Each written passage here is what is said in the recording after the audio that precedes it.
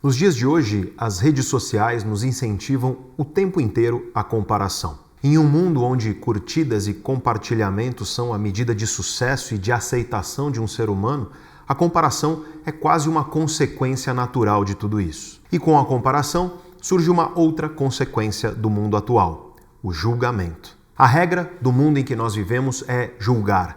E os julgamentos são frequentemente precipitados e muitas vezes cruéis. As pessoas têm uma facilidade enorme para julgar outras pessoas e, curiosamente, essas mesmas pessoas que saem por aí julgando detestam quando elas mesmas são julgadas. E, além disso, essas pessoas parecem ser incapazes de olhar no espelho e enxergar as próprias falhas, mesmo quando essas falhas são gigantescas.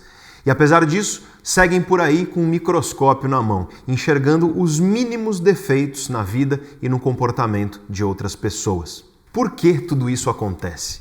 Por que o mundo de hoje tem tanto julgamento e tão pouca autocrítica? Por que a hipocrisia é tão comum? O que a ciência tem para nos dizer sobre isso? Como funciona o cérebro humano quando ele está julgando e quando ele está sendo hipócrita? É sobre isso que nós falaremos hoje.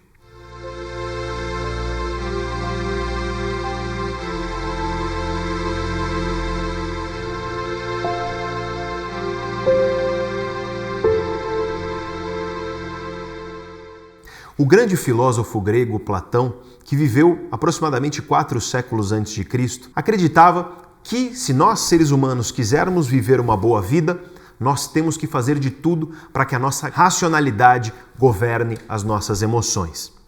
Platão também acreditava que, quando nós julgamos o que é certo e errado, se nós quisermos julgar bem, a racionalidade tem que tomar as rédeas dos julgamentos. Os julgamentos, portanto, têm que ser lógicos, têm que ser racionais, eles têm que obedecer à razão humana. Essa é a perspectiva do Platão e nem todo mundo concordava com ele. Por exemplo, um filósofo chamado David Hume, um filósofo britânico que viveu no século XVIII, discordava veementemente do Platão. Nas palavras de David Hume, a razão é e só pode ser escrava das paixões. Veja que palavras interessantes e que palavras fortes. Enquanto para Platão a racionalidade, a razão, deveria governar a vida e também governar os julgamentos que os seres humanos fazem do que é certo e errado, para David Hume a coisa era diferente. A racionalidade, para Hume, ela é escrava das paixões, ela é escrava das emoções e dos sentimentos. Então, David Hume acredita que primeiro vêm os sentimentos e emoções e depois a racionalidade vem como uma espécie de rabiola seguindo as nossas paixões. Enquanto para Platão é a racionalidade que segue em frente e as paixões devem obedecer à racionalidade. A pergunta que nos cabe aqui é: quem será que estava certo? No nosso mundo de hoje, como eu disse, o julgamento é a regra comum. Será que os julgamentos que nós vemos pelo mundo, eles são fruto da racionalidade? Ou será que, na verdade, a racionalidade apenas obedece às emoções? Será que Platão estava certo ou será que David Hume estava certo? Para responder isso, eu vou dar alguns exemplos práticos. No nosso vídeo anterior, eu contei para vocês o que é um julgamento, como que um julgamento se forma e qual é a diferença entre um julgamento e uma opinião e uma preferência pessoal. Para isso, eu contei algumas histórias para vocês e eu quero lembrar vocês de 2 dessas histórias. Mas de antemão, eu digo a você que se você não viu o vídeo anterior, você pode perfeitamente assistir a esse vídeo de hoje que você entenderá tudo. Mas, se você quiser entender melhor sobre os julgamentos, eu convido você a clicar aqui para você acessar o nosso vídeo anterior, a primeira parte desses vídeos sobre julgamento, e depois você volta para cá para continuar aqui conosco. Então, nesse primeiro vídeo, eu contei algumas histórias a vocês e eu quero lembrar vocês dessas histórias. E para aqueles que não viram o primeiro vídeo, eu quero que vocês conheçam essas histórias. A primeira história é a história de um casal de irmãos, a Júlia e o Marcos. Eles são jovens de aproximadamente 25 anos de idade e estão passeando juntos pela Europa por volta de julho, nas férias. E, portanto, eles estão no verão europeu, passeando pela Europa. E num belo dia, eles vão para uma praia na costa da França e dormem em um mesmo hotel, em um mesmo quarto e dormem na mesma cama. E nesse dia, Júlia e Marcos, que são irmãos de sangue, decidem fazer sexo. A Júlia já tomava pílula anticoncepcional, mas eles resolvem usar preservativo mesmo assim por segurança. Eles fazem sexo e depois eles percebem que essa experiência de ter feito sexo os aproximou, tornou-os mais próximos. A relação deles melhorou e se tornou mais próxima depois disso, mas apesar disso, eles resolveram manter aquilo como um segredo entre eles e não contar aquilo para ninguém e também não repetir essa experiência novamente. A pergunta que eu faço a você que está me assistindo agora é, em primeiro lugar, você faria o que Júlia e Marcos fizeram? Se você é como a maioria das pessoas, você provavelmente respondeu não. Mas eu te faço uma segunda pergunta. Você acredita que o que a Júlia e o Marcos fizeram é algo errado? E aí, se você é como a maioria das pessoas, segundo os estudos científicos, você provavelmente achou que tem algo de errado no que eles fizeram. Eu faço aqui uma terceira pergunta. Se a Júlia e o Marcos fossem seus primos, se eles fossem seus amigos, e você descobrisse que eles fizeram isso, você continuaria olhando para os dois da mesma maneira que você olhava antes de saber disso? Ou você passaria, a partir dali, a olhar para eles de maneira diferente? Talvez com um pouco de desconfiança, talvez sentindo alguma coisa negativa, enfim. Será que isso afastaria você deles? Será que a sua relação com eles se modificaria depois de saber disso? E, se você é como a maioria das pessoas, você provavelmente respondeu que sim, que isso provavelmente mudaria a maneira como você olha para essas pessoas, para a Júlia e para o Marcos, caso eles fossem próximos a você. A pergunta que eu te faço então é por quê? Se você achou errado o que eles fazem e se a maneira como você vai olhar para eles mudará, por que você acha isso errado e por que mudará a maneira de olhar para os dois? Essa é uma história que foi desenvolvida para estudos científicos e ela foi desenvolvida especialmente para não ter nenhuma brecha. Não adianta você tentar procurar uma razão racional, uma razão lógica que você não encontrará. Os pesquisadores já perguntaram para pessoas dos mais diversos lugares do mundo o que elas acham sobre essa história. Invariavelmente, a maioria das pessoas acha errado e não só acha errado, mas condena irmãos que fazem esse tipo de coisa. Só que os pesquisadores em seguida perguntam por quê. E geralmente as pessoas tentam arrumar justificativas para justificar esse julgamento que elas fazem, o julgamento de que aquilo é errado. E essas justificativas costumam ser as seguintes. As pessoas dizem, por exemplo, que caso a Júlia engravide, ela pode ter um filho que tenha problemas genéticos. Mas aí eu lembro você de que a Júlia já tomava pílula anticoncepcional e eles ainda usaram preservativo por segurança. E, portanto, a probabilidade de gravidez aí é praticamente nula. As pessoas, quando vão condenar essa história, muitas vezes dizem que se eles fizerem sexo como irmãos, eles podem destruir a relação de irmãos entre eles. Mas aí eu lembro você que, segundo a história, eles se aproximaram ainda mais, aquilo aproximou a relação entre eles. Algumas outras pessoas dizem que, por eles serem irmãos, caso os pais ou a família fique sabendo disso, isso pode ofender os pais, isso pode machucar a família. E aí, eu lembro você que eles decidiram não contar para ninguém sobre aquela experiência e que aquela experiência vai morrer ali, vai viver apenas na memória deles. E com isso você percebe que as pessoas, quando são confrontadas com essa história e acreditam que essa história é errada e que o que eles fizeram é errado e que irmãos não devem fazer isso, as pessoas tendem a condenar, mas elas não conseguem encontrar justificativas. E curiosamente, quando elas não conseguem encontrar mais justificativas, as pessoas costumam dizer, eu acho errado e ponto. Eu acho que isso é errado e eu não sei direito explicar por quê, mas para mim, o que eles fizeram é errado e irmãos não têm que fazer isso. Eu gostaria que você guardasse essa ideia central a respeito dessa história e das reações que as pessoas têm em relação a essa história, porque a gente vai explorar isso daqui a pouco, mas aqui eu quero contar uma segunda história para vocês. É a história do Alexandre. Um cara que toda sexta-feira ele vai ao supermercado e compra um frango congelado pronto para assar. Ele chega na casa dele, tira o frango da embalagem, faz sexo com o frango e depois ele assa o frango e come o frango. Eu faço as mesmas 3 perguntas a você. Em primeiro lugar, você faria o que o Alexandre faz? E se você é como a maioria das pessoas nos estudos científicos, você respondeu não.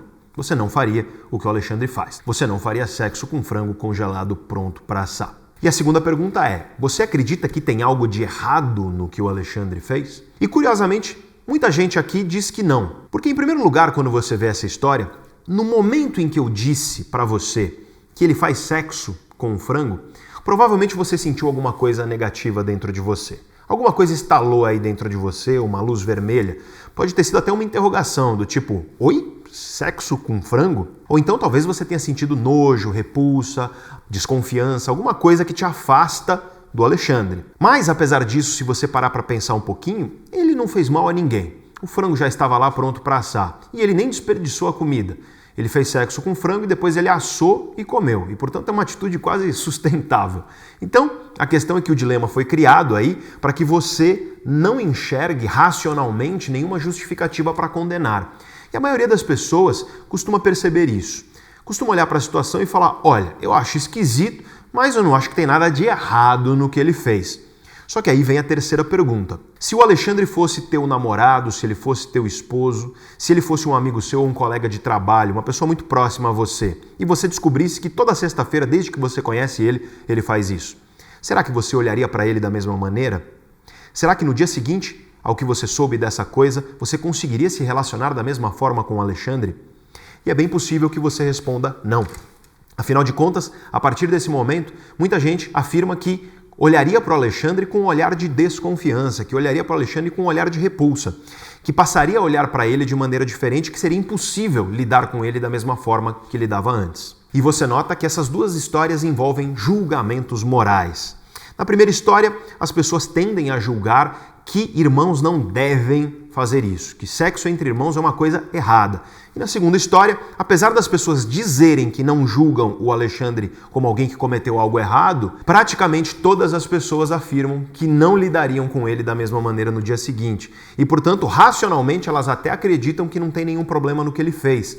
Mas, apesar disso, elas não conseguem olhar para ele da mesma forma e então, portanto, estão fazendo um julgamento moral. Como nós vimos no vídeo anterior, o julgamento moral não é uma mera preferência pessoal. É muito diferente você achar Coca-Cola melhor do que Pepsi, do que você dizer, por exemplo, que irmãos não devem fazer sexo. Ou do que você olhar uma pessoa que faz algo e você passar a tratar essa pessoa diferente porque você acha que aquilo que ela fez é esquisito, é bizarro, é nojento ou coisa parecida. Veja que o julgamento moral ele tem essa característica social. Você está olhando para outras pessoas e dizendo o que deve ou não ser feito, o que é certo ou o que é errado. Nessas duas histórias ocorreram julgamentos morais. Eu gostaria que você observasse como esse julgamento aconteceu em você. Nós temos bons estudos científicos onde essas mesmas histórias são colocadas para as pessoas e essas pessoas são avaliadas a partir do julgamento que elas fazem. E geralmente, tanto na história dos irmãos que fazem sexo, quanto na história do Alexandre fazendo sexo com frango, no momento em que a pessoa ouve, no momento em que você ouve que os irmãos fizeram sexo ou que o Alexandre faz sexo com frango, nesse instante surge uma emoção negativa dentro de você. Nesse instante surge um certo incômodo dentro de você, uma certa repulsa, algo que dentro de você te diz que aquilo é errado. Isso é uma coisa que é muito rápida, ela é automática, ela acontece no instante em que essa história aparece na sua mente. E nós vamos discutir isso em detalhes daqui a pouco, mas eu quero dar um outro exemplo prático aqui de julgamento moral. Agora você vai assistir a um trecho de uma palestra minha onde eu coloco um dilema moral para a plateia. Ou seja, a plateia tem que decidir o que é certo e o que é errado em algumas situações. E você vai ver como as pessoas decidem e quais são as implicações disso. É isso que eu estudo, tomadas de decisão. E eu quero colocar uma decisão para vocês agora. Eu vou colocar um dilema para vocês. E tem apenas uma regra esse dilema, uma regra só. E a regra é: eu sou um vilão de filme de terror. Imagina que eu sou um vilão de filme de terror e que eu vou colocar você nessa situação que eu vou descrever agora. Exatamente tal e qual eu vou descrever agora. Você está em frente a um trilho de trem. E você olha esse trilho de trem, e esse trilho de trem está com pessoas amarradas nele. Eu, vilão de filme de terror, coloquei essas pessoas lá. Você olha essas pessoas amarradas e o que acontece é que lá longe vem vindo um trem desgovernado. Só que esse trilho de trem é muito peculiar, porque ele é um trilho só, mas no final ele divide em dois caminhos. E nos dois lados você observa que tem pessoas que eu deixei amarradas lá. Só que de um lado tem 5 pessoas amarradas no trilho. E do outro lado tem uma pessoa amarrada no trilho. E esse trem que vem desgovernado, ele está indo em direção ao caminho que tem 5 pessoas amarradas. Se nada for feito, o trem vai seguir caminho e vai matar as 5. As 5 irão morrer. Não adianta você correr para tentar desamarrá-las porque você está longe demais. Mas do seu lado tem uma alavanca. Se você puxar essa alavanca, o trem vai desviar de caminho. Em vez de ir para o caminho que tem 5 pessoas amarradas, ele desvia e vai para o caminho que tem uma. Essa uma irá morrer, se você fizer isso. Mas com isso você salva as 5 que morreriam se nada fosse feito. Eis, portanto, o seu dilema. Você não faz nada e o trem segue caminho para matar 5 pessoas, ou você escolhe puxar a alavanca, o trem desvia de caminho, ele mata uma pessoa com isso, mas com isso você salva as 5. Deu para entender? Sim ou não? Levante a mão para mim, por favor, quem puxa a alavanca nessa situação. E levanta bem, porque tem gente lá no fundo. Levanta bem, estica aí. Quem está na frente, olha para trás, só para você perceber que é 90% de vocês. 90% de vocês. E agora o seu cérebro começa a refletir por que a decisão foi ou não tomada. Mas calma. Calma que agora, antes da gente refletir sobre essa decisão, eu quero trazer para vocês uma variação desse dilema. Lembre-se, eu sou um vilão de filme de terror. E agora você está em cima de uma ponte. Você está em cima de uma ponte. Imagina que a ponte é esse palco aqui. Você está em cima da ponte e embaixo dessa ponte passa um trilho de trem. Lá atrás vem vindo um trem desgovernado. Se nada for feito, o trem vai passar embaixo da ponte onde você está, seguir caminho, e ele vai atropelar 5 pessoas que estão amarradas lá na frente. Não adianta você correr para tentar desamarrar, porque não vai rolar. E, portanto, agora a situação é um pouco diferente. Lá de cima da ponte, você observa essa situação, o trem está vindo, ele vai passar embaixo da ponte e ele vai matar 5 pessoas, mas do seu lado dessa ponte, literalmente do seu lado, bem na beiradinha, e a ponte é que nem esse palco, ela não tem grade de proteção. Bem na beiradinha da ponte tem um cara muito grande. E esse grandão já está com o corpo meio para fora, olhando curioso tudo aquilo que está acontecendo. Se você, ele está do seu lado, se você der um empurrão no grandão, e é com uma mão só, porque ele já está meio para fora, você vai gastar 1 joule de energia só para isso. Empurrãozinho. Ele vai cair no trilho, porque o trilho é logo embaixo. O trem vai atropelar o grandão se você fizer isso. Só que se o trem atropelar o grandão, ele freia a tempo de salvar os 5 caras que estão lá. Nessa hora sempre tem alguém que quer mudar meu dilema. Eu sou vilão, então é do jeito que eu estou falando, não esqueça. Sempre tem alguém nessa hora que fala assim: Pedro, e se eu pular no trilho? Se você pular no trilho, você morre, os 5 que estão amarrados morrem, e ainda joga um raio e mata o grandão só de zoeira. Você tem 2 opções: fazer nada e os 5 morrem, ou empurrar o grandão morre, mas com isso você salva os 5. Deu para entender, sim ou não? Levanta a mão, por favor, quem empurra o grandão. Olha que interessante. Inverteu. 90% de vocês puxaram a alavanca e 90% de vocês não empurram o grandão. Por quê? E essa é uma questão importante para você entender o cérebro humano, para você entender a tomada de decisão dos seres humanos. Eu sei que você está aí na tua cabeça tentando entender por que essa decisão foi tomada de maneira tão diferente. Porque existe uma diferença entre um dilema e o outro? Claro que sim, senão eu não teria visto um padrão de comportamento de resposta como esse. E eu já falei esse dilema para literalmente centenas de milhares de pessoas. E esse dilema já foi estudado com centenas de milhares de pessoas pela ciência. É um dilema que foi proposto na metade ali do século passado por uma antropóloga. Ele ficou famoso por conta das aulas de direito de um professor de Harvard chamado professor Sanders. Mas não foi o Sanders que criou o dilema, ele é até mais antigo. Mais recentemente, a psicologia tem estudado esse dilema e, mais recentemente ainda, as neurociências, as ciências que estudam o funcionamento do cérebro. O que aconteceu no teu cérebro quando você decidiu puxar a alavanca, mas não decidiu empurrar o grandão? Qual é a diferença entre um dilema e o outro? Vamos primeiro entender do ponto de vista lógico, do ponto de vista racional. Qual é a diferença entre um dilema e o outro do ponto de vista racional? Imagina que eu tenho um robô e que eu programo esse robô com uma ordem. E a ordem que eu dou para ele, uma linha de programação, que diz assim: salve o máximo de vidas humanas possível. O que o robô faria nas 2 situações? Ora, ele puxaria a alavanca e ele empurraria o cara, porque para o robô é uma conta.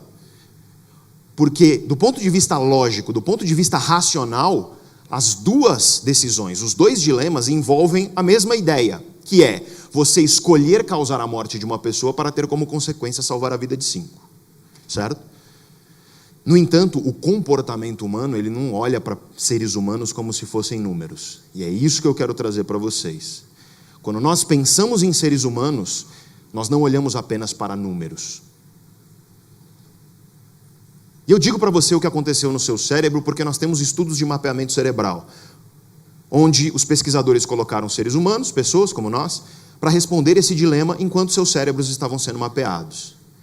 E quando você responde o dilema de empurrar o grandão, ocorre uma maior ativação no seu cérebro, com significância estatística, de certas estruturas. Destas estruturas aqui. Essas estruturas cerebrais, e é claro, isso aqui não é aula de neuroanatomia, mas o que essas estruturas cerebrais fazem? Uma série de coisas, elas são estruturas cerebrais extremamente complexas. Mas uma coisa fundamental que essas estruturas cerebrais fazem é carregar as nossas decisões com emoção. Vou repetir então para que fique claro. Essas estruturas cerebrais estão envolvidas em carregar as nossas decisões com emoções. E o que eu disse para você é que quando você respondeu o dilema de empurrar o grandão, essas estruturas cerebrais estavam mais ativas no seu cérebro do que quando você respondeu o puxão da alavanca. Ou seja, emoção. Há mais emoção envolvida na decisão de empurrar o grandão do que de puxar uma alavanca. Por conta de emoção, a gente viu aqui um padrão de decisão completamente diferente entre os dois dilemas. E eu sei que tem os céticos de vocês que estão falando assim ou pensando, não foi por isso que eu decidi. Não foi por emoção. E o curioso do cérebro é que muito do que o cérebro faz, a gente não percebe que ele está fazendo. É inconsciente. E as emoções são largamente inconscientes. Mas eu provo para você, eu não preciso nem te mostrar estudo científico, eu provo para você em 5 segundos que foi a emoção que te fez tomar essa decisão. Volta para cima da ponte. O grandão está lá do seu lado. Só que agora, em vez de desconhecidos amarrados lá, eu peguei tua família, teu filho, teus irmãos, as pessoas amadas da tua vida e eu amarrei no trilho. Ou você não faz nada e as pessoas amadas da sua vida morrem, ou você empurra o grandão, ele morre, mas com isso você salva as pessoas amadas da sua vida. Levanta a mão, por favor, quem empurra o grandão. 100%. Você dá uma voadora nele, né? O que eu fiz aqui? O que eu fiz aqui foi mudar a variável emocional envolvida no dilema. Eu coloquei emoção, que é a tua família, e você mudou sua decisão de novo. Então isso te demonstra como as emoções, elas mudam a nossa tomada de decisão. Isso é algo sabido desde pelo menos os anos 80 nas neurociências. Desde os anos 80 nós sabemos que emoções são fundamentais para a tomada de decisão. Nesse exemplo do dilema do trem, você nota claramente o aspecto emocional do julgamento moral que foi feito. O mero ato de imaginar empurrar uma pessoa produz maiores emoções dentro de você. No instante em que você ouve empurrar o cara, isso já acende uma luz amarela. Automaticamente vem uma intuição emocional dentro de você que te diz que aquilo é errado. E isso tende a mudar os padrões de resposta e comportamento das pessoas nesse dilema. Mas aí, quando eu mudo a variável emocional do dilema, quando eu coloco a tua família amarrada no trilho, o que eu faço? Eu produzo uma nova reação emocional. Então você, claro, tem uma reação emocional negativa quando você imagina empurrar alguém. Mas aí é a sua família que está em jogo e, portanto, você tem uma nova reação emocional que é a possibilidade da sua família morrer, das pessoas amadas da sua vida morrer. E, novamente, aqui nós temos uma mudança do julgamento moral. Aquilo que não era certo até agora há pouco passou a ser certo e aceitável porque eu mudei a variável emocional do dilema. E esse dilema do trem é interessantíssimo porque ele nos ajuda a enxergar, junto com as duas histórias que eu contei antes, alguns aspectos sobre como funciona o julgamento no cérebro humano. Como o cérebro e a mente humana executam isso que nós chamamos de julgamento moral. E a primeira característica do cérebro humano quando ele está julgando é que primeiro vem uma intuição. Primeiro vem uma intuição automática. Ela costuma ser carregada de emoção. Ela é instantânea, ela não leva tempo e você não precisa de consciência para que ela ocorra. Lembre-se de quando você ouviu dos irmãos fazendo sexo. Lembre-se de quando você ouviu a respeito do Alexandre fazendo sexo com frango, ou então no momento em que eu disse que você empurra o grandão na ponte. Nesses casos, imediatamente surgiu uma intuição dentro de você, algo dentro de você que te disse: opa, aí tem alguma coisa errada e isso não deve ser feito. E esse é o primeiro princípio que eu quero discutir com você do julgamento a partir do cérebro humano. Primeiro vem as intuições e depois vem o raciocínio. Essas intuições são fortemente emocionais. Às vezes a emoção é maior ou menor, mas geralmente as emoções fazem parte dessa intuição inicial. E só depois vem o raciocínio. Veja aqui, portanto, que nós estamos pendendo para o lado do David Hume. O que a ciência nos diz nos dias de hoje é que quem provavelmente estava certo era o David Hume e não o Platão. Mas eu sei que isso não é suficiente para te convencer, então nós temos que explorar um pouco como o cérebro humano faz esses julgamentos a partir de intuições automáticas e só depois do raciocínio, da racionalidade. Ou seja, eu sei que você talvez ainda não tenha se convencido de que o julgamento moral ele é primeiro intuitivo, automático e emocional e depois apenas que surge o raciocínio. Mas eu quero fazer um parêntese aqui e uma ressalva.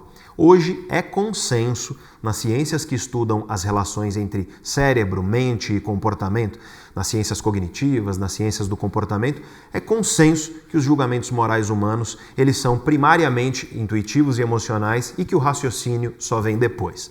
Mas você não tem que aceitar isso de bom grado. Eu vou explicar para você agora detalhadamente algumas das principais razões, alguns dos principais achados científicos que nos levam a concluir que o julgamento moral humano é, em primeiro lugar, automático, intuitivo e emocional e que o raciocínio vem depois como uma espécie de rabiola. A primeira evidência científica de tudo isso vem de alguns dos mais famosos estudos dentro da psicologia nas últimas décadas. São estudos conhecidos como estudos de associação implícita. E o princípio por trás desses estudos é o princípio de engatilhamento emocional. Em inglês, o termo é priming. E eu quero te explicar como funciona esse engatilhamento emocional na prática, te contando como é um estudo de associação implícita de fato. Vamos supor o seguinte: eu levo você até o meu laboratório e eu coloco você na frente de um computador como esse. Eu digo a você o seguinte: olha, vai aparecer aí na sua tela uma série de coisas. Aparecerão algumas imagens e aparecerão algumas palavras. Eu quero que você aperte a tecla barra de espaço o mais rápido que você conseguir, sempre que aparecer uma palavra na sua tela. O seu objetivo, portanto, é apertar o mais rápido possível a barra de espaços na sua frente. E você não deve apertar a barra de espaços quando aparece uma imagem, apenas quando aparece uma palavra. E aí começa a aparecer uma série de imagens e palavras na sua frente. Só que de propósito, essas imagens são feitas para evocar emoção em você. Você vê às vezes a imagem de algo positivo, como uma criança sorrindo, como um jardim florido, como uma bela paisagem natural. E às vezes aparece na sua frente uma imagem de algo negativo, como um cadáver, como comida apodrecendo, como um cenário de guerra, entre outras coisas. E o que os estudos de associação implícita mostram é que essas imagens, elas engatilham emocionalmente as pessoas. Por exemplo, quando você vê a imagem de algo positivo, uma criança sorrindo ou um jardim florido, isso te engatilha positivamente. Vamos supor que você vê a imagem de um belo jardim florido e que em seguida aparece uma palavra e, portanto, você vai apertar a barra de espaço. Só que essa palavra é uma palavra positiva, por exemplo, amor. Veja que você viu uma imagem positiva e depois veio uma palavra positiva. E os estudos de associação implícita mostram que você irá apertar a tecla mais rapidamente. E o contrário é igualmente verdadeiro. Quando você vê uma imagem bonita, uma imagem de um jardim florido, e em seguida vem uma palavra negativa, por exemplo, a palavra morte, você irá apertar a tecla de maneira mais devagar. O oposto acontece quando a imagem é uma imagem negativa. Aparece então na sua tela a imagem de um cadáver e em seguida aparece a palavra amor. Você irá demorar mais para apertar a tecla nesse caso, porque afinal de contas a imagem te engatilha negativamente e a palavra seguinte é uma palavra positiva. E se você vê a imagem de um cadáver e em seguida você vê uma palavra negativa, como morte, você tende a apertar a tecla mais rápido. Com isso você entende o princípio do priming, do engatilhamento emocional.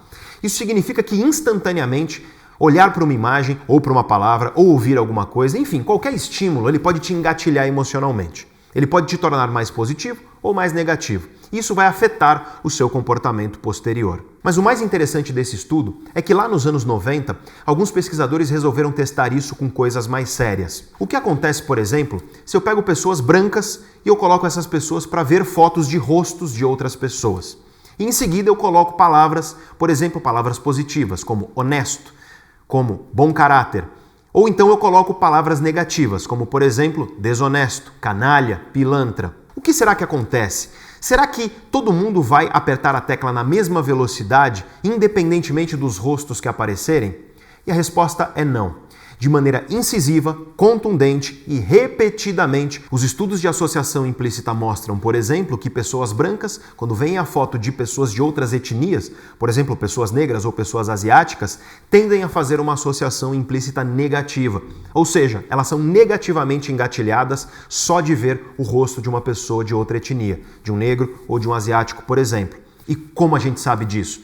A gente sabe disso porque, quando um branco vê a foto de um negro, ele aperta mais rapidamente a tecla quando vem uma palavra negativa depois. E ele demora mais para apertar a tecla quando ele vê uma palavra positiva. Algo semelhante acontece quando negros veem brancos, e um dos achados mais alarmantes desse estudo é que negros, quando veem foto de negros, também tendem a apertar a tecla de maneira mais rápida em relação a coisas negativas e mais lenta em relação a coisas positivas. Ou seja, o preconceito é tão enraizado na sociedade que os próprios negros eles têm uma associação implícita negativa quando veem imagens de negros. Claro que esses efeitos são menores do que no caso dos brancos, por exemplo, mas eu não quero me estender aqui, eu acredito que ficou relativamente óbvio qual é o princípio.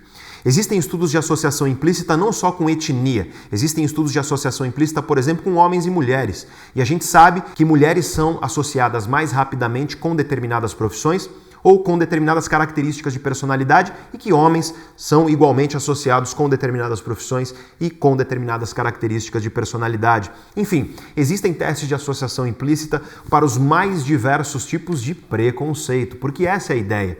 No momento em que você olha um homem e você automaticamente associa ele a certas características de personalidade ou a certos empregos, no momento que você olha um negro e você automaticamente associa ele a algo que é negativo, isso é a base de um preconceito que é automático e imediato.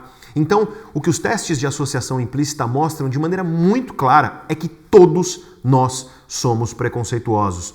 Todos nós fazemos associações que são implícitas. Implícito aqui é semelhante a inconsciente, é algo que é automático, que nós não percebemos. Veja, portanto, que você pode não agir de maneira preconceituosa, mas é possível que exista dentro de você associações afetivas que te engatilham emocionalmente de maneira preconceituosa perante outras pessoas, seja por etnia, seja por gênero ou qualquer outra coisa. E eu sei que nesse momento vários de vocês estão duvidando disso. Vários de vocês podem dizer, não, eu não sou preconceituoso e se eu fizesse esse teste seria diferente. E você tem a oportunidade de fazer esse teste porque ele está aberto para ser feito desde os anos 90. Basta você, depois desse vídeo, entrar lá no Google e digitar Projeto Implícito Harvard, porque é um projeto que hoje é conduzido pela Universidade de Harvard. Eles já têm dezenas de milhares de testes realizados. Quando você realizar o teste, você precisa pelo menos de umas 2 horinhas do seu tempo. É um teste longo. Só dá para fazer em português um dos testes, mas se você for fluente em inglês, você pode fazer outros. Eu convido você a fazer o teste porque ele vai te mostrar quantitativamente como você, apesar de não acreditar que é preconceituoso, apesar de provavelmente não agir de maneira preconceituosa, você tem sim associações inconscientes, engatilhamentos emocionais inconscientes que são preconceituosos dentro de você. E não é só você não, eu também, porque eu realizei o teste e o teste te dá os teus resultados imediatamente. Inclusive, interessantemente, ele te compara os teus resultados com de outras pessoas no seu país, em outros países e por aí vai. É um teste que vale a pena fazer porque é um teste de humildade. É um teste que permite a nós enxergar que sim, nós temos preconceitos inconscientes dentro de nós e que se nós queremos viver numa sociedade menos preconceituosa, a primeira coisa que nós precisamos fazer é reconhecer e admitir isso. E se você não quiser ir lá no Google procurar o teste de associação implícita, eu vou deixar fixado aqui no primeiro comentário um link para você realizar o teste.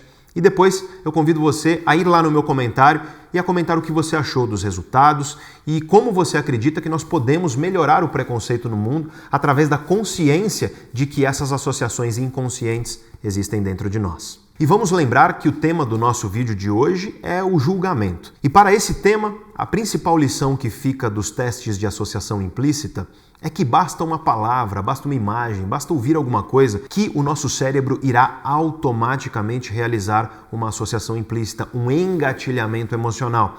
E que esse engatilhamento emocional vai colocar aquilo que está à nossa frente em um espectro de bom ou ruim, de negativo ou de positivo. E que, portanto, isso já é um julgamento. Ou seja, basta olhar um rosto, basta ouvir uma palavra, basta entrar em contato com algo e imediatamente o nosso cérebro já coloca aquilo num patamar de positivo emocionalmente ou negativo emocionalmente. Os julgamentos, portanto, eles são instantâneos, eles são automáticos e não existe ponto morto no cérebro humano. Não existe um estado neutro do cérebro humano, onde você não tem emoções sendo produzidas, seja negativa ou positiva, em relação àquilo que está à sua frente. Outra evidência científica de que os julgamentos morais eles são automáticos e emocionais primeiro e que depois vem o raciocínio é quando nós observamos um tipo peculiar de ser humano que existe e que pode ser muito perigoso, o psicopata. E nós sabemos hoje que, devido a disfunções cerebrais, devido a um cérebro diferente e disfuncional, o psicopata é incapaz de produzir aquilo que nós chamamos de emoções sociais. São as emoções que nós tipicamente produzimos em relação a outras pessoas, como, por exemplo, a empatia e o carinho. O psicopata, então, é incapaz de sentir essas coisas. E isso significa que quando o psicopata fará julgamentos, lembre-se que o julgamento moral ele sempre envolve outra pessoa, ele tem esse aspecto social. Então, quando o psicopata irá fazer julgamentos morais, ele vai direto para o raciocínio. Ele não tem essa primeira reação emocional imediata porque ele é incapaz de sentir as emoções sociais. E veja só, o psicopata ele pula a fase da reação emocional instantânea, intuitiva e automática e vai direto para o raciocínio. E isso pode parecer, para alguém que defende veementemente as ideias de Platão, uma coisa maravilhosa. Porque, afinal de contas, esse é um cara que não deixa as emoções governarem, é um cara cujo raciocínio está liderando o processo de julgamento. E aí eu te pergunto, você acha que o psicopata é uma boa medida de como nós temos que julgar moralmente na sociedade? Perceba que o mero fato do psicopata ser incapaz de produzir essas emoções automáticas, o psicopata que é raciocínio primeiro e que antes desse raciocínio não teve aquela intuição emocional, ele tende a ter um processo de julgamento moral extremamente perigoso. Psicopatas usam pessoas como se fossem objetos. Psicopatas usam outras pessoas e às vezes aceitam cometer crueldades com essas pessoas, fazer essas pessoas sofrerem pelo seu benefício próprio. O fato de os psicopatas irem direto para o raciocínio e não terem essa reação emocional inicial, e o fato de os psicopatas terem um tipo de julgamento moral em relação às outras pessoas completamente problemático, esses dois fatos nos mostram que é natural e que é geralmente saudável que primeiro venham intuições emocionais automáticas e que só depois venha o raciocínio. E resumindo esse princípio aqui, se o cara que não consegue sentir essas emoções automáticas inicialmente, o cara que é só raciocínio, ele tem julgamentos tão problemáticos e perigosos, isso significa que essas intuições emocionais são essenciais. Veja que sem a empatia, por exemplo, sem olhar para um ser humano e imediatamente, quando você está vendo uma pessoa sofrer, você também sentir algum sofrimento, sem isso, talvez os seres humanos não ajudariam as pessoas que necessitam de ajuda. E outra prova de que os julgamentos morais começam com intuições emocionais automáticas é quando o nosso cérebro se confunde e mistura sensações com julgamentos. Por exemplo, tem estudos que mostram que se você estiver sentindo um cheiro muito ruim, é mais provável que você condene moralmente uma pessoa do que se você estiver sentindo um cheiro bom. Na prática, é mais ou menos assim. Você olha um filme de um cara que está recebendo troco, e esse cara recebe mais troco do que deveria. Ele não devolve o troco para a pessoa que está no caixa e vai embora. Se quando você assiste esse filme, você está sentindo um cheiro muito ruim, um negócio fedorento, você tende mais a condenar moralmente o cara que recebeu o troco e não devolveu. Você tende a falar coisas como, por exemplo, ele deveria ter devolvido, ele foi canalha, ele deveria ter devolvido porque agora a pessoa do caixa vai ter aquilo descontado do salário dela. E o contrário acontece se você estiver sentindo um cheiro bom. Quando as pessoas assistem a esse filme sentindo um cheiro gostoso, elas tendem mais a perdoar moralmente, a ser mais lenientes com o cara. Elas tendem mais a dizer coisas, por exemplo, como ele não deve ter visto que recebeu o troco a mais e por isso ele não devolveu para a pessoa que estava no caixa. Tem um outro estudo muito interessante a esse respeito, que descobriu que quando pessoas respondem a questionários sobre posicionamento político e social, e essas pessoas têm do lado delas um recipiente contendo gel higienizador das mãos, sabe aquele álcool que a gente passa na mão para desinfetar? Quando as pessoas respondem questionários de posicionamento social e político perto de um gel higienizador de mãos, elas tendem a apresentar posições mais conservadoras do que se aquele recipiente de gel não estivesse lá. E isso ocorre porque, segundo os estudos científicos, o conservadorismo, como posição política e social, ele tende a estar associado com um aspecto da psicologia moral humana que é chamado de pureza moral. E, portanto, isso está indiretamente associado à limpeza que, inconscientemente, a presença daquele recipiente acaba causando para as pessoas. Ou seja, a noção de limpeza que inconscientemente vem da mera presença de um objeto higienizador ao seu lado. E eu sei que essa é difícil de engolir, porque esse estudo realmente é muito controverso e muito estranho. Mas para comprovar isso que eu estou te dizendo, eu quero falar sobre outros estudos. Um outro estudo, ele demonstrou que se você está segurando um copo quente de café, você tende a julgar pessoas como mais calorosas, mais empáticas e mais emocionalmente próximas. E se por acaso você estiver segurando um copo de café gelado, você tende mais a julgar pessoas como frias, como pouco empáticas e como emocionalmente distantes. E eu poderia continuar falando porque tem muito estudo sobre isso, sobre como o nosso cérebro ele confunde certas sensações momentâneas e inconscientes com os julgamentos que nós fazemos, com os nossos comportamentos e com as coisas que nós dizemos. E o princípio por trás disso é um princípio semelhante ao que acontece nos testes de associação implícita que eu falei. O mero fato de você segurar um copo de café quente, ele ativa em você certas percepções de calor. E isso afeta o seu julgamento porque seu cérebro confunde aquela sensação de calor com o julgamento que é feito. Afinal de contas, como eu estou dizendo aqui, o julgamento é automático e emocional. Quando você segura o copo de café, isso produz automaticamente uma certa emoção em você de calor. E essa emoção é confundida no seu cérebro na hora que ele faz o julgamento igualmente automático e emocional a respeito de se uma pessoa é empática ou não, se uma pessoa é calorosa ou não, e o mesmo acontece com o copo de café frio. O negócio do cheiro, então, é mais ou menos a mesma coisa. Só de estar sentindo um cheiro ruim, aquilo está produzindo instantaneamente uma emoção negativa em você. E essa emoção afeta o seu julgamento sobre o vídeo que você assistiu. Porque, afinal de contas, esse julgamento, e lembre-se, esse é o argumento que eu estou defendendo aqui. Esse julgamento que você faz de se algo é certo ou errado, se deve ou não ser feito, ele parte, em primeiro lugar, de uma emoção instantânea. E quando essa emoção instantânea acontece por causa de um cheiro, seja ele um cheiro ruim, uma emoção negativa, ou um cheiro bom e uma emoção positiva, isso vai afetar o seu julgamento porque seu cérebro dá uma embaralhada nas coisas. E é por isso, aliás, que eu dou uma dica para todos vocês. Uma dica que você pode começar a implementar desde já. Tome muito cuidado quando você começa discussões, quando você, por exemplo, já está com raiva. Porque o mero fato de você já estar com raiva vai influenciar os julgamentos morais, ou seja, a maneira como você acredita e se comunica com uma pessoa dizendo a ela que algo é certo ou errado, que algo é aceitável ou inaceitável, que algo deve ou não ser feito. Você deve, aliás, evitar lugares, contextos, coisas ao seu redor que provoquem emoções fortes, sejam elas positivas ou negativas, se você quiser ter uma conversa com uma pessoa que é mais racional.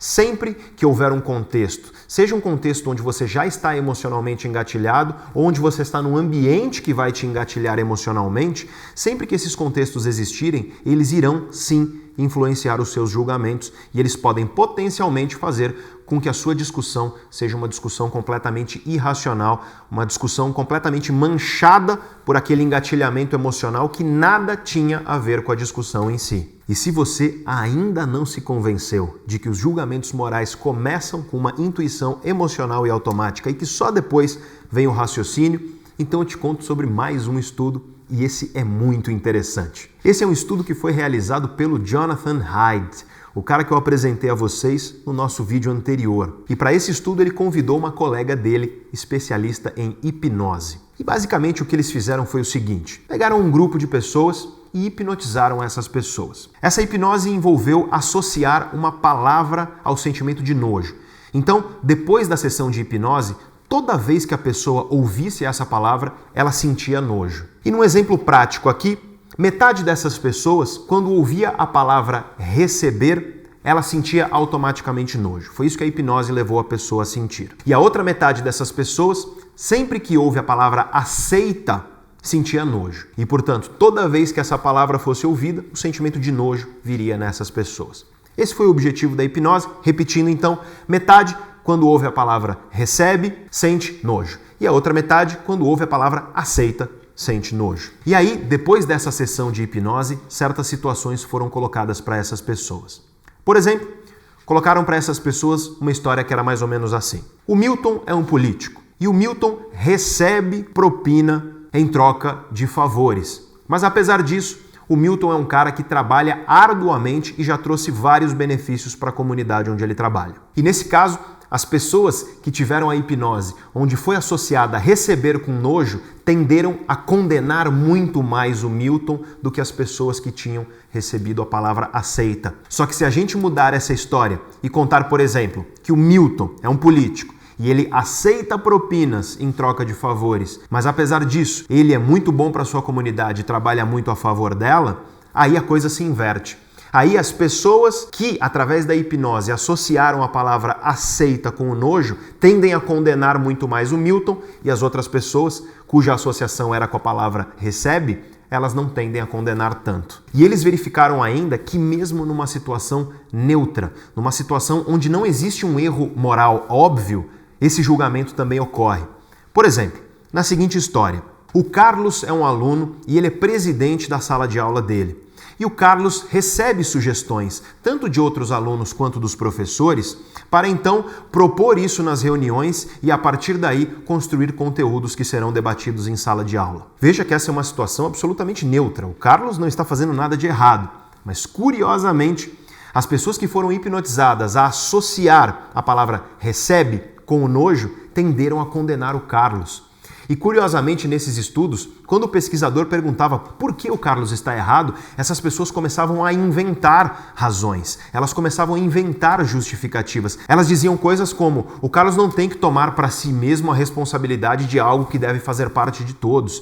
Deveria ser uma votação e não deveria ser centralizado só em uma pessoa e coisas parecidas. E o mesmo aconteceu quando essa história era apresentada, em vez de usando a palavra recebe, usando a palavra aceita. Ou seja, para aquele grupo em que aceita estava associado a nojo, quando a história neutra do Carlos, por exemplo, era mostrada a eles, eles tendiam a condenar o Carlos, mesmo sendo que não há nada condenável nessa história. E é interessante que isso só ocorreu no grupo onde havia essa associação entre a palavra e o nojo. Quando o grupo que não tinha essa associação ouvia a mesma história, ele não tendia a julgar o Carlos como errado. Muito pelo contrário, ele dizia que está tudo bem no que o Carlos fazia. Claro que eu resumi aqui o estudo, ele é muito mais complexo do que isso, mas eu acho que você entendeu a ideia. Esse estudo, ele é a evidência cabal de que os julgamentos morais, eles começam com uma intuição emocional, que ela é imediata, que ela é automática, e o raciocínio só vem depois. E isso pode ocorrer, inclusive, com uma associação de uma emoção moral, que é o nojo, que foi plantada na cabeça das pessoas artificialmente através da hipnose. Ou seja, a emoção automática que leva ao julgamento, ela pode ser completamente artificial, ela pode ser plantada na cabeça da pessoa. E isso nos traz uma reflexão bastante interessante sobre como nós discutimos no dia a dia. Porque para pensar, a gente vive um mundo onde as discussões morais são muito intensas. Por exemplo, você pode discutir com a sua esposa, com seu esposo, com seu namorado ou seu namorado sobre o amor e sobre a traição. Só que é bem provável que a tua esposa ache que amor é uma coisa e você ache que amor é outra. É bem provável que você ache que traição é uma coisa e que tua esposa ache que traição é outra coisa completamente diferente. E veja então que as associações que você faz com as palavras que você usa vão mudar veementemente o seu julgamento moral. E isso significa que, como nos disse Sócrates e Platão, se nós quisermos discutir de maneira racional, a primeira coisa que nós devemos fazer é ter certeza de que nós estamos falando a mesma língua. Se nós vamos discutir a traição, você precisa entender o que eu entendo por traição e eu preciso entender o que você entende por traição. Quando nós estivermos na mesma página, aí sim nós podemos debater. Porque senão você vê esses debates completamente malucos que nós vemos por aí. As pessoas discutindo certo e errado a respeito de certas coisas Só que claramente uma pessoa está falando de uma coisa e a outra está falando de outra completamente diferente. É uma discussão maluca, literalmente. E isso acontece hoje em dia pelos mais diversos motivos. Isso acontece em todos os temas polêmicos que as pessoas discutem, debatem e especialmente nas redes sociais, onde não existe muito espaço para você explicar os conceitos, explicar o que você quer dizer com as palavras e por aí vai. E bom, até aqui eu espero ter mostrado para vocês quais são as razões pelas quais hoje na ciência a gente sabe que os julgamentos morais humanos começam com uma intuição emocional automática e que só depois vem o raciocínio, mas por desencargo de consciência eu ainda vou falar sobre mais uma evidência científica. E essa é com bebês. Os estudos científicos mostram hoje que bebês muito novinhos, com 6, 8, 10 meses de idade, já são capazes de discernir o que é certo e errado em algumas situações. Eles já fazem julgamentos morais do que é certo, do que é errado, do que é aceitável e do que não é. Eu sei que você pode se perguntar, mas como que alguém testa isso com bebês?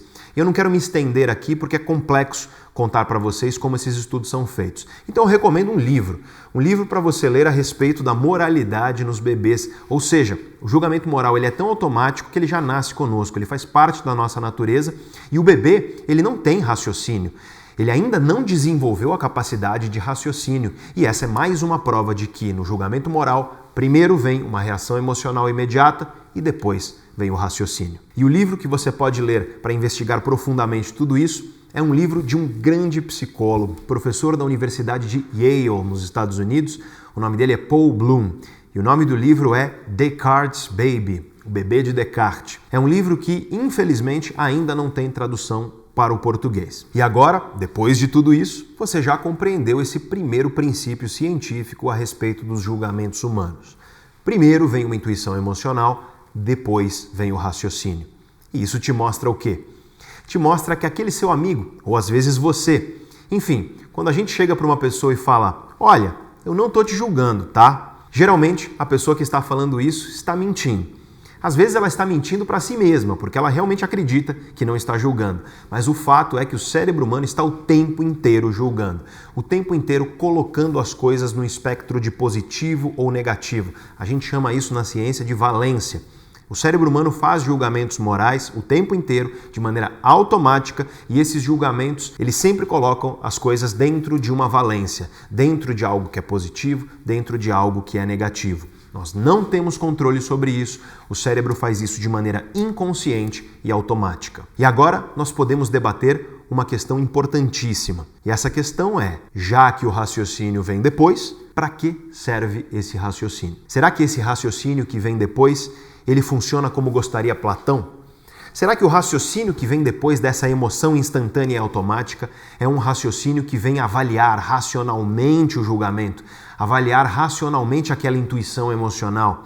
Será que esse raciocínio é uma espécie de cientista ou então uma espécie de filósofo que vai ali analisar criticamente aquela intuição inicial e a partir daí verificar se ela é verdadeira ou não? Em outras palavras, será que o trabalho do raciocínio é criticar a intuição?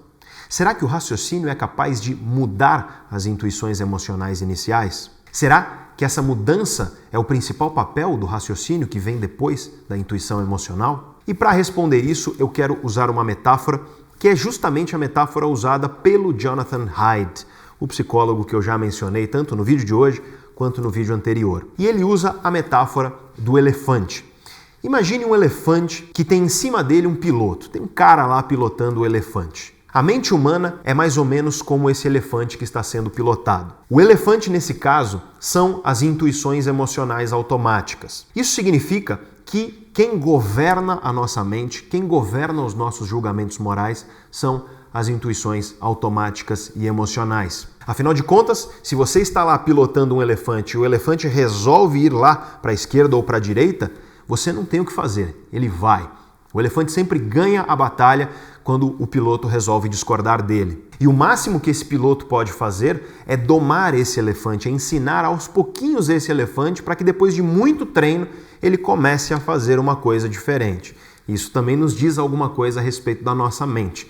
Isso significa que quando surge o raciocínio depois das nossas intuições emocionais, dificilmente nós iremos mudar, revolucionar essas intuições emocionais. E, portanto, Toda mudança nos nossos julgamentos morais, ela costuma ser gradual, ela costuma ser aos pouquinhos. A gente vai treinando o nosso elefante, treinando as nossas emoções automáticas a receberem o mundo e a perceberem o mundo de maneira diferente. Mas ainda resta a questão de qual é o papel desse piloto em cima do elefante. Tudo bem, você entendeu que o piloto pode treinar o elefante aos poucos. Mas será que esse piloto é, como eu havia dito antes, um cientista ou um filósofo, que o papel dele é criticar o elefante, é olhar para o elefante e identificar onde o elefante está errado, olhar o que é verdadeiro e o que é falso desses raciocínios intuitivos, automáticos e emocionais que são realizados pelo elefante? E a resposta é um retumbante não. Não é esse o papel do piloto do elefante. Ou seja, o raciocínio que vem depois dos julgamentos intuitivos, emocionais e automáticos, na maioria das vezes, ele não serve para criticar, para avaliar racionalmente esses mesmos impulsos emocionais imediatos.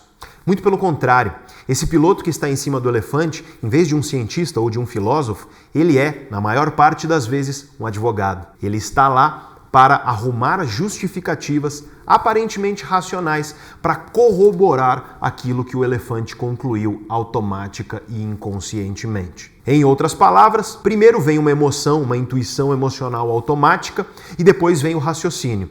E na maioria das vezes, o que esse raciocínio faz é procurar justificativas para corroborar, procurar justificativas para mostrar que essa intuição automática está certa. E um perfeito exemplo disso é se você conversar um dia com uma pessoa que é preconceituosa. No momento em que você conversar com uma pessoa preconceituosa, você vai perceber algumas características no comportamento dela. A primeira característica é que pessoas preconceituosas costumam ignorar completamente qualquer argumento que é contrário ao seu preconceito. E quando, por acaso, elas encontram um argumento contrário ao seu preconceito, por mais racional, por mais que esse argumento seja um fato incontestável, ela costuma refutar imediatamente, sem analisar com cuidado esse argumento. Além disso, as pessoas preconceituosas costumam escolher seletivamente as justificativas, as informações que ajudam a justificar o seu preconceito. E se você já conversou com uma pessoa preconceituosa, você percebeu que essa pessoa carrega com ela, de fato, uma série de justificativas que ela acredita que são racionais e que por isso, por ter essas justificativas, ela acredita que aquilo é uma opinião válida, que aquilo é uma opinião baseada em racionalidade e em fatos e não um preconceito. Ou seja, a pessoa preconceituosa raramente admite que ela é preconceituosa. E o que ela não percebe é que o piloto do elefante dela, o advogado, foi buscar justamente as informações que corroborava aquilo que o elefante emocional e automático dela concluiu. Veja que o trabalho desse piloto advogado e do elefante em conjunto fazem com que muitas vezes a gente creia piamente que a gente está sendo racional, que a gente está sendo razoável, quando na verdade nós não estamos. Nós estamos olhando seletivamente para o mundo, buscando apenas aquilo que corrobora as nossas crenças anteriores e evitando veementemente tudo que é contrário às nossas crenças anteriores. Talvez vocês já tenham ouvido falar disso. Na ciência, isso é conhecido como viés de confirmação. E isso nas redes sociais é absolutamente amplo e comum. Veja que é muito comum nas redes sociais as pessoas seletivamente procurarem as informações que podem ser canais no YouTube, matérias de jornal, páginas no Facebook, enfim, as pessoas procuram seletivamente aquilo que corrobora as suas crenças anteriores e elas detestam e refutam tudo aquilo que contraria suas crenças anteriores. E isso no mundo de hoje é agravado pelos algoritmos. Afinal de contas, o que o YouTube quer é que você fique aqui no YouTube. O que o Facebook quer é que você fique lá no Facebook. E, portanto, os algoritmos de redes sociais nos dias de hoje só colocam na tua frente aquilo que corrobora as tuas crenças, aquilo que corrobora as tuas crenças anteriores. E o viés de confirmação no mundo atual, então, ele é cada vez mais potencializado, porque as pessoas vivem dentro de bolhas onde só aparece para elas aquilo com que elas já concordam. E quando aparece uma coisa da qual elas discordam, isso tende a ser refutado imediatamente. E, curiosamente, alguns algoritmos bebem justamente dessas águas. Explodiu aqui no YouTube nos últimos anos canais que basicamente ficam falando sobre treta entre youtubers. Esse é um fenômeno curiosíssimo. O que o YouTube percebeu é que quando um youtuber fala mal do outro, isso faz com que as pessoas estejam mais engajadas na plataforma. Afinal de contas, as pessoas comentam mais, as pessoas assistem mais vídeos. E aí então, o algoritmo do YouTube passou a dar preferência a vídeos onde você critica outros youtubers. E você já deve ter percebido que é muito comum, tanto canais que falam sobre essas tretas, quanto youtubers que promovem essas tretas, porque sabem que isso é algo positivamente visto pelo algoritmo e que irá, em última instância, fazer com que o canal cresça. Esse tema dos algoritmos e de como os algoritmos governam as nossas vidas é interessantíssimo e eu irei gravar um vídeo ainda esse ano, em 2019, sobre os algoritmos que governam nossas vidas e sobre uma questão que está pairando aí na cabeça de todo mundo. Será que a internet e esses algoritmos estão nos imbecilizando? Mas isso é história para outro vídeo. Eu convido você a se inscrever aí no canal e a clicar no sininho para você receber notificação quando a gente postar nossos próximos vídeos, e um dos próximos será justamente sobre isso. O mundo de hoje, então, através de algoritmos que só colocam para as pessoas aquilo com que elas já concordam, cria bolhas de vieses de confirmação cada vez maiores, onde as pessoas cada vez menos são confrontadas com ideias contrárias às suas. E perceba que isso é muito empobrecedor. Para você enriquecer o seu pensamento, você precisa encontrar ideias que são diferentes das que você já tem.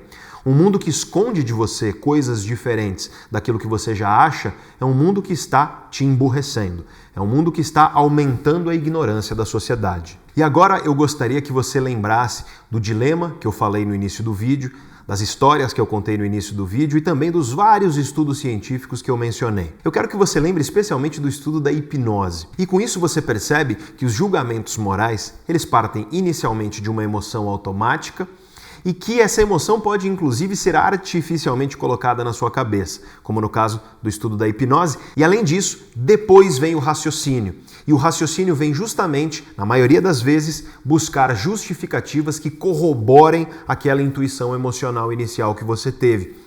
Lembre-se dos participantes do estudo da hipnose que, mesmo frente a uma situação neutra, a situação do Carlos lá que eu contei para vocês, mesmo frente a essa situação, por associarem uma palavra que foi dita na história com o sentimento de nojo, elas passaram a buscar justificativas para dizer por que o Carlos estava errado, sendo que, de fato, não havia nada de errado naquilo que ele fez. Primeiro, então, vem a intuição emocional automática, depois vem o raciocínio, e o raciocínio é como um piloto que está em cima de um elefante. O elefante, as intuições emocionais, o raciocínio, o piloto, e esse piloto, na maioria das vezes, é o advogado, que vai tentar justificar aquilo que o elefante automática e emocionalmente concluiu. E isso tudo significa que o ser humano é um animal moral.